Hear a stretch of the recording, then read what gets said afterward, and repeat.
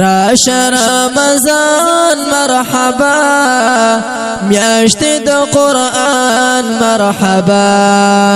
میاشت د قرآن مرحبا وایو هر کله خوش آمدید یہ پمونگا گران مرحبا یہ پمونگا گران مرحبا. الحمد لله رب العالمين والعاقبة للمتقين والصلاة والسلام على أشرف الأنبياء والمرسلين نبينا محمد وعلى آله وصحبه أجمعين. أما بعد، قال الله تبارك وتعالى: ولا تباشروهن وأنتم عاكفون في المساجد. د زنانو د اعتکاف مسله چې زنانا په کور کې اعتکاف کوي شي او کنه. په دې آیات کې الله رب العالمین فرمایي: ولا تباشروهن، او تاسو د خپل بیبيانو سره مباشرت مکوئ. وانتم عاکفون فی المساجد، په داسې حالت کې چې تاسو اعتکاف کوونکي په مساجدو کې. په دې آیات کې الله رب العالمین د اعتکاف سره د مساجد لفظ ذکر کړي.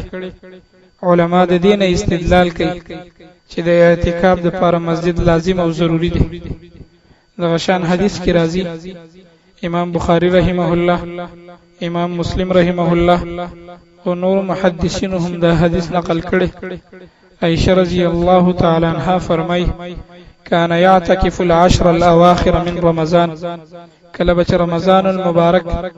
اخرنی عشره داخله شو، دا الله رسول صلی الله علیه وسلم به خپلهم اعتکاف کول، او دغه شانتی د الله د رسول نه به ازواج مطهرات په مسجد کې د اعتکاف د لپاره اجازه غوښتل. د الله رسول صلی الله علیه وسلم به ورته اجازه ورکړه، او مستقل د هغوی د لپاره به په مسجد کې خیمه والي کېدلې، او د الله د رسول بیبيانو به په هغه خیمو کې اعتکاف کو. عائشہ رضی الله تعالی عنها فرمای چې کله د الله رسول ژوند دیو ازواج مطهرات به دا کار کو، او کله چې د الله رسول د دنیا نه رخصت شو، ثم اعتکف ازواجه من بعده، د الله د رسول د رخصتې دون بعد بیا هم ازواج مطهرات په مسجد کې اعتکاف کړي. د دې د وجنه که په مسجد کې اعتکاف ممنوع وي، د الله رسول صلی الله علیه وسلم به د ټولو نه اول خپل بیبيانې منې کړې وي. بیا د دې حدیث په شرح کې عون المعبود ولالی کې وی فيه دلیل علی ان النساء كالرجال في الاعتكاف.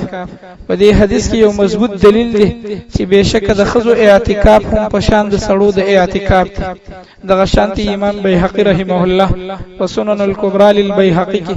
د ابن عباس رضی الله تعالی عنہ یو اثر نقل کړي.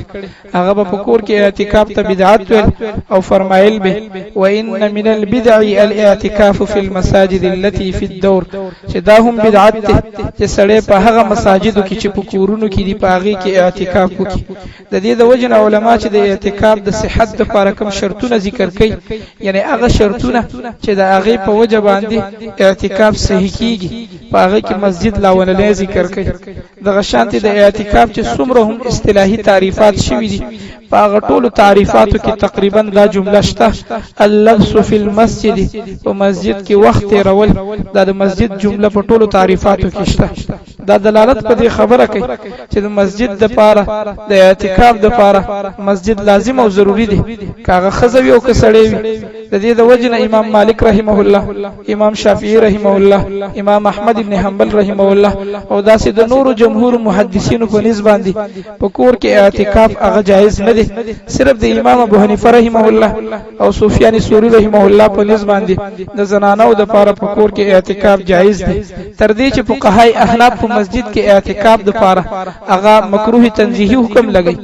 او بعض فقهای احناف په کور کې د زنانو د لپاره د اعتکاف د ثابتولو د لپاره د مسجد په لفظ کې تعویل کوي، او فرمای چې د دې مسجد نه مراد معنوي مسجد مسجد دی یعنی هر هغه ځای د عبادت چې په هغې کې سجده کیږي منځونه کیږي عبادت کیږي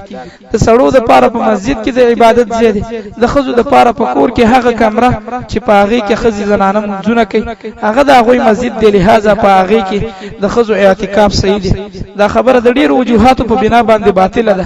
د ټولو نه اوله وجه هغه ده چې په تعریف او دغه شانتي د اعتکاف سره چې په څومره ځایونو کې محدثینو د مسجد لفظ راوړي بعضی محدثینو صراحتا ذکر کړي چې تقام فيه د دین هغه مسجد مراد دی چې په هغه کې د جمع منځونه کیږي دغه شانتي الله رب العالمین په آیات کې فرمای ولا تباشروهن او تاسو مباشرت مکوئ په مساجدو کې نو د دین هم واضح شو چې د دین حقيقي مسجدونه مراد دي کورنی مسجدونه نه د دې د وجنه په کورنی مسجدونو کې خو مباشرت جایز دی او دغه شانتي د الله رسول فرمایلی دي لا احل المسجد لحائز ولا جنب مسجد نه د حایزي خزي د پاره او نه د جنبي سړي د پاره حلالو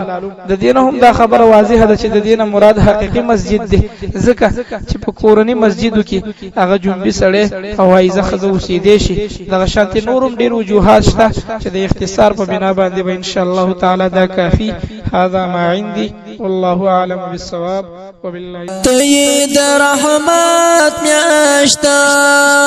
ید مغفرت میاشتا